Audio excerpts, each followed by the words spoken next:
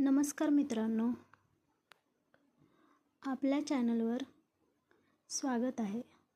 आज आपण जाणून घेणार आहोत स्वामी समर्थ प्रकट दिन का साजरा केला जातो आणि स्वामी समर्थ अक्कलकोटमध्ये कसे आले.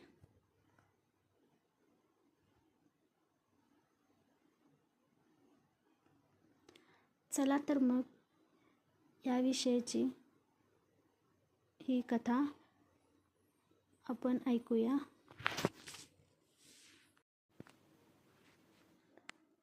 तर मित्रांनो, पार्ट 1, स्वामी समर्थ कोण होते.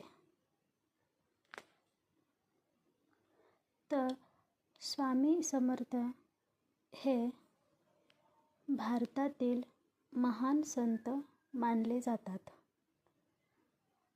ते दत्त संप्रदायातील अवतार मानले जातात. स्वामी समर्थांचे अनेक भक्त आहेत. अनेक भक्तांच्या मते ते श्री दत्तात्रयांचे अवतार होते. स्वामी समर्थांनी आपल्या आयुष्यात हजारो भक्तांना मार्गदर्शन केले आणि त्यांच्या भक्तांना संकटातून मुक्त केले. तसेच त्यांना संकटातून वाचवले.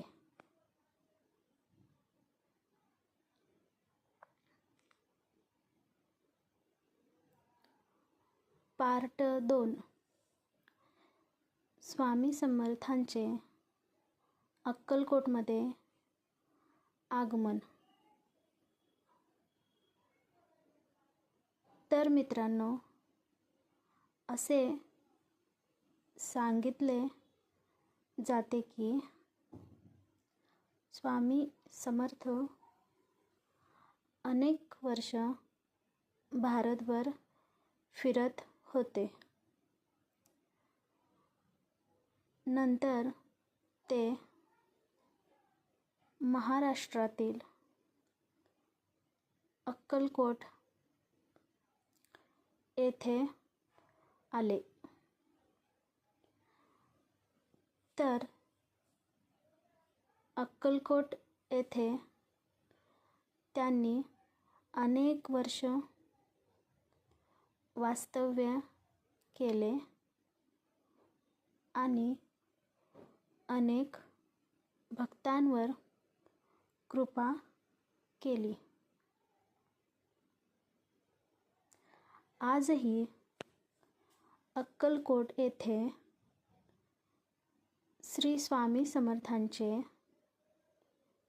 स्थान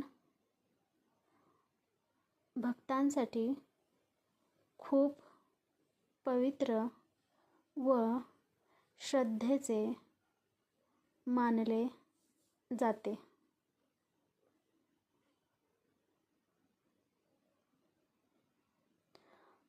पार्ट 3, स्वामींनी भक्तांना दिलेली कृपा. तर स्वामी समर्थांच्या जीवनात अनेक चमत्कारिक घटना घडल्याचे सांगितले जाते. तर या घटनांमध्ये स्वामींनी अनेक भक्तांचे आजार बरे केले. काहींची आर्थिक अडचण दूर केली. तर काहींना जीवनाचा योग्य मार्ग मिळाला.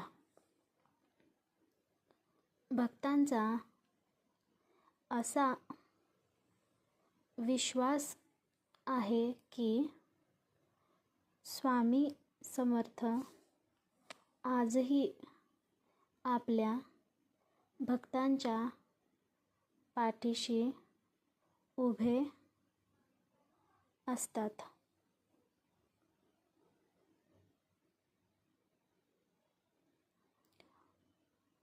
पार्ट 4. श्री स्वामी समर्थांचे प्रसिद्ध वचन.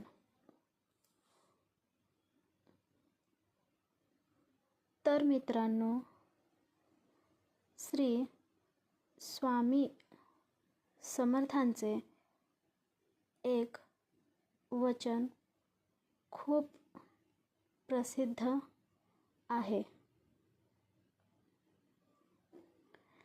ते वचन तुम्हाला, आम्हाला आणि सगळ्या स्वामी भक्तांना माहीतच आहे.